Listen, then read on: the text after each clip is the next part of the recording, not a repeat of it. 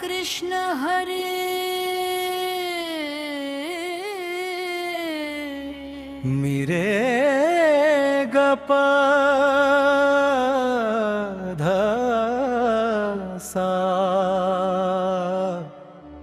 नी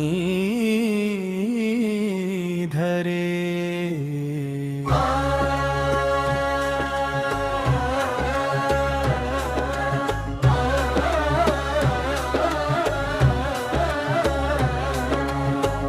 जैसे अंगाचे नि सुंदरपणे लेणी अंगची होय लेणे तेथ अलंकारिले कवण कवणे हे निर्वचेना। श्री ज्ञानेश्वरी अध्याय 10वा। अंगाचे नि सुंदरपणे अंग स्वतःच सुंदर असणे लेणिया दागिने अंगची होय लेणे अंगच दागिन्यांसारखे होते अलंकारिले कवण कवणे कोण कोणाला अलंकार घालत आहे निर्वचेना सांगता येत नाही।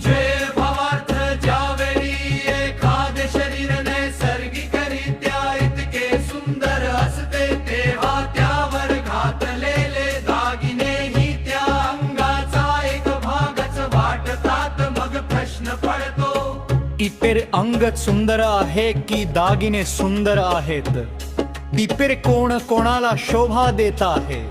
संतांच्या वाणीतील ही ओवी ज्ञानेश्वरी मधील आपल्याला अत्यंत सूक्ष्म सत्य शिकवते। संत ज्ञानेश्वर म्हणतात जैसे अंगाचे नि सुंदरपणे हे निर्वचेना है भय सौंदर्य आणि अंत सौंदर्य आपण नेहमी बाह्य अलंकाराकडे पाहतो दागिने वस्त्र मान सन्मान पण माऊली सांगतात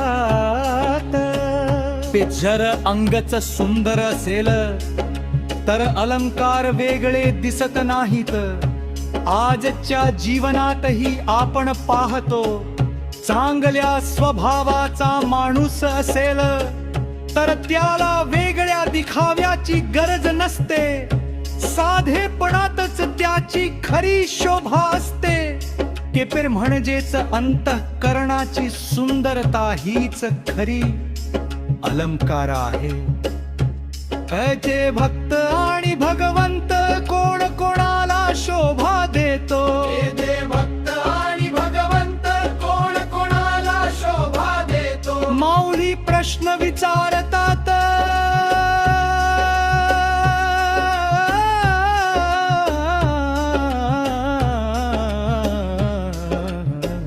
अलंकारिने कवण कवणे हा साधा प्रश्न नाही हा अध्यात्माचा गाभा आहे। भक्त भगवंताला प्रेम देतो भगवंत भक्ताला कृपा देतो पण जेव्हा प्रेम परिपूर्ण होते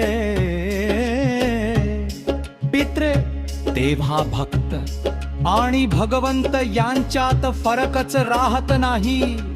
जसा आरशातला प्रतिबिंब आणि मूळ चेहरा वेगळे दिसतात पण असतात एकच।